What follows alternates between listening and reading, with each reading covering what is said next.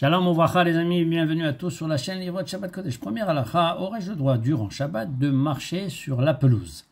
La réponse est qu'il est permis de marcher sur la pelouse, il est permis même de courir sur la pelouse et je ne risque pas d'en arriver à faire une avéra en arrachant les brins d'herbe.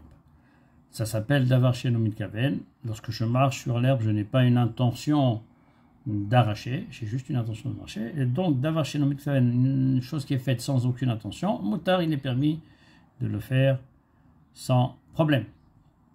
Est-ce que j'aurai le droit de marcher sur de la pelouse ou des herbes qui sont hautes cette fois-ci? Et d'après certains décisionnaires, on est plus marmire, on doit être plus marmire parce qu'il y a très forte chance que en marchant ou en courant, lorsque les herbes sont hautes, on arrive à arracher les herbes. D'autres décisionnaires pensent que c'est pas évident, c'est pas sûr, ça s'appelle pas un psychréché, ça veut dire que c'est pas quelque chose d'inévitable. Et donc eux permettront, encore une fois, chacun selon son degré de piété, agira en conséquence concernant les herbes hautes. Lorsque je rentre chez moi et que je m'aperçois que j'ai des grains d'herbe sur mes chaussures, je peux les enlever sans problème, même si après coup je m'aperçois que j'ai arraché, c'est pas un problème. Je peux retirer ces brins d'herbe qui sont collés à mes chaussures sans aucun problème.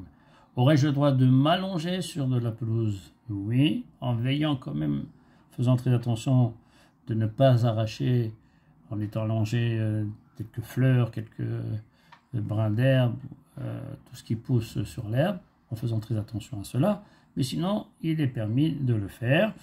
J'ai le droit aussi de pousser la poussette, de mettre une poussette sur la pelouse et de pousser la poussette qui est sur la pelouse, même si j'ai à ma côté un trottoir où je pourrais aller et éviter de marcher sur la pelouse, mais si je préfère la pelouse, j'ai aucun problème, je peux pousser ma poussette sur la pelouse. Par contre, je n'ai pas le droit de sauter à la corde durant Shabbat sur une pelouse ou sur de la terre. Pourquoi? Parce que il se peut qu'il y ait une malformation sur la pelouse, sur la terre, il peut y avoir des trous, peut-être des petites bosses, etc. Et que j'en arrive à vouloir égaliser le sol, mashve gumot, ce qu'on appelle dans l'halakha. Et donc c'est complètement interdit d'égaliser le sol. Donc je pourrais sauter à la corde uniquement sur une surface goudronnée ou carrelée. Voilà, deuxième halakha, aurais-je le droit durant Shabbat de verser du bouillon chaud sur de la semoule? Alors, cela dépend. Si la semoule n'est pas préparée du tout, c'est interdit, parce que je vais entraîner la cuisson, l'amélioration de cette semoule.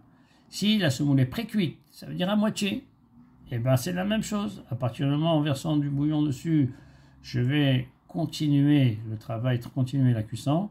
Ça s'appelle que c'est interdit, ça s'appelle bichoul, et donc je n'ai pas le droit. Si la semoule est complètement prête, préparée, elle a été cuite préalablement, il n'y a aucun problème, je pourrais verser dans cette semoule-là du bouillon ou de l'eau chaude pour le repas de Shabbat. Voilà les amis, je vous souhaite à tous un Shabbat Shalom ou Mevorach.